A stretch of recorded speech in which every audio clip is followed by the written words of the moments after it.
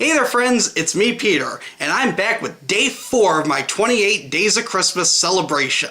Today I've got a really special vlog for you guys. Instead of focusing on something that I saw in the theaters, saw on TV, or even heard on the radio, I'm going to be sharing with you something that's personal to me.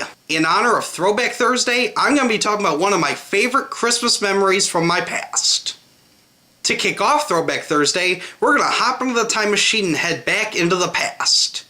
How far back are we talking? Well, Bill Clinton had just defeated President George H.W. Bush in the general election. Actors Emily Osment and Daryl Sabara, as well as singers Selena Gomez and Miley Cyrus had just been born. The #1 movie in the world was Aladdin, and Whitney Houston had the #1 song on the Billboard charts with I Will Always Love You. Yes, friends, we are going back to 1992. 1992 was also a big year for my family. It was the last year we lived in Chicago before we moved up to the northern suburbs. It was the last year I spent out of school as I started preschool in the fall of 1993. And it's also the very first Christmas that I have definitive memories of. But before I get into my memories specifically from Christmas of 1992, I need to give you a little background on how my family celebrated Christmas, because we did it a little differently than other people may have done it. Our Christmas celebration started on Christmas Eve when we'd go over to my paternal grandmother's house and have dinner and celebrate Christmas with the cousins on my dad's side of the family. We'd also open up our presents while we were over there.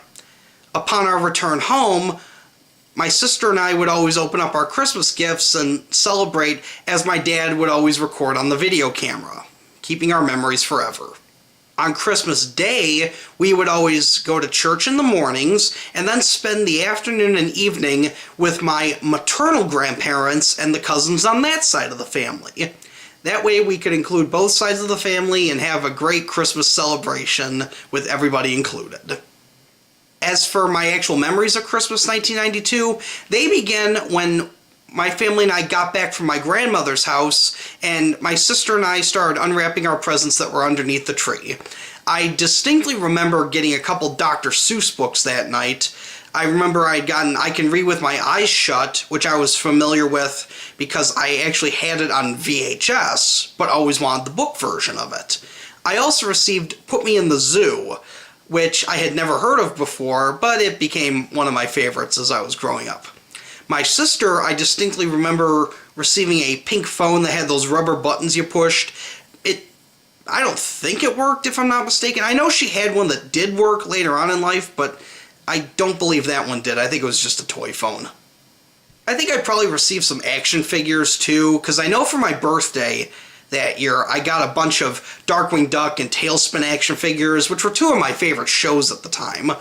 The only unfortunate part about being the first Christmas I remember is that it happened so long ago that my memories are virtually non-existent. So I am thankful that I do have the memories that I have. Obviously, Christmases later down the road I have better memories of. But for happening 22 years ago, I think that's pretty good that I remember all of that.